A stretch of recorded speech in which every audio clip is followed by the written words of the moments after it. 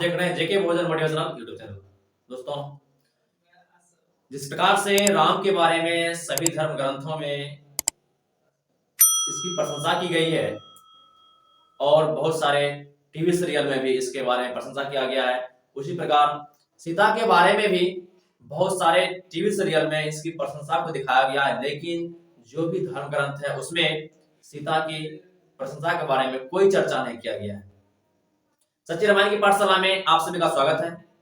चलिए देखते हैं हम लोग सीता का किरदार किस प्रकार से था। क्या सच में सीता प्रशंसा लायक है? सीता खुद राम को मूर्ख बताता है और पागल कहता है। उसका जन्म संदेहास्पद है, उससे लेकर कई सवाल खड़े किए जा सकते हैं। यह अयोध्या कांड सर्ग 66 में लिखा गया है। सीता का जो जन्म है एक संदेहास्पद है, जो उसका उल्लेख जो है अयोध्या कांड का सर्ग 66 में किया गया है। वह राम की अपेक्षा आयु में बड़ी है। सीता जो थी राम से आयु में बड़ी थी, राम के उम्र से सीता की उम्र क्या थी? अधिक थी। वह कहती है मैं धूल में पाई गई, इसलिए मेरे माता पिता के बारे में कुछ भी ज्ञात नहीं है। वह खुद कह रही है मैं धूल में पाई गई, मुझे मेरे पिता के बारे में माता के बारे में कोई पता नहीं है। इसलिए काफी बड़ी हो जाने के बाद भी बहुत दिनों तक कोई मुझसे विवाह करने के लिए तैयार नहीं हुआ था। विवाह हो जाने के कुछ ही दिन बाद भरत ने सीता का तिरस्कार करना शुरू कर दिया। जब सीता की शादी हो गई थी राम के साथ, तो कुछ दिन के बाद ही भरत जो है उसे तिरस्कार करना शुरू कर दिया। राम ने भी इस बात का समर्थन किया है। वह तथ्य की दृष्टि से होती है कि उसने सीता से कहा तुम इस योग्य नहीं हो कि भरत तुम्हारी प्रशंसा करे। यह अयोध्या कांड 26 सर्ग में लिखा गया है। राम सीता को कहता है तुम उस लायक नहीं हो कि भरत तुम्हारी प्रशंसा करे। सीता इसे खुद स्वीकारती है। उसने राम को बताया मैं उस भरत के साथ नहीं रहना चाहती हूँ जो मेरा तिरस्कार करता है। सीता खुद राम को बताई मैं उस भरत के साथ नहीं रहना चाहता हूँ जो मेरा खुद तिरस्कार करे। वह अपने पति राम को मंदबुद्धि बताती है। वह जो है सीता अपने पति को मंदबुद्धि बताती है। उसने राम से कहा तुम सिर्फ दिखने में आदमी जैसे हो, परंतु तुम्हारे भीतर पौरुष का अभाव है। सीता कह रही है राम को तुम सिर्फ दिखने में सुंदर हो, लेकिन तुम्हारे अंदर जो है पौरुष का अभाव नहीं है। तुम क्षमताहीन हो, तुमसे शिष्टाचार और आकर्षक नहीं है।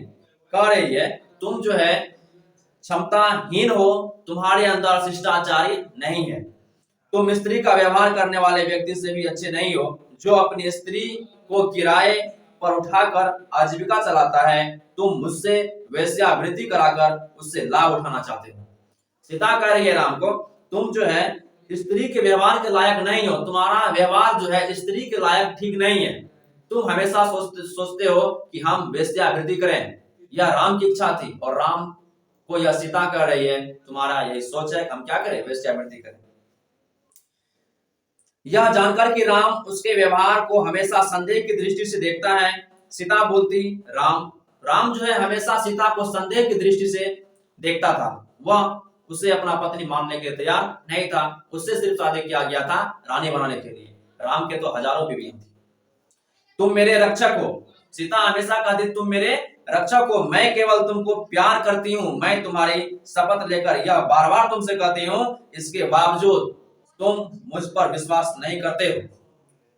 सीता कहती थी राम को मैं तुम्हारे कसम खाकर भी कहती हूँ तुम मेरा विश्वास नहीं करते हो, तुम हमेशा मेरे ऊपर संदेह करते हो। राम ने कहा मैं तुम्हारी परीक्षा ले चुका हूँ। यह अयोध्या कांड 6, 7, 8, 9, 10 से 11 सर्ग और अध्याय 30 में लिखा गया है। राम कह रहा है सीता को मैं तुम्हारी परीक्षा ले चुका हूँ, तुम विश्वास करने के लायक नहीं हो। राम ने सीता के ठाठ बाट और दिमागी दुर्बलता को याद करते हुए सीता को निर्देश दिया कि यदि वह उसके साथ जंगल जाना चाहती है तो उसे अपने आभूषण उतार देने चाहिए। यह अयोध्या कांड 30 सर्ग में लिखा गया है। राम कह रहा है यदि तुम मेरे साथ अयोध्या जाना चाहती है तो तुम अपनी सारी आभूषण उतार दो।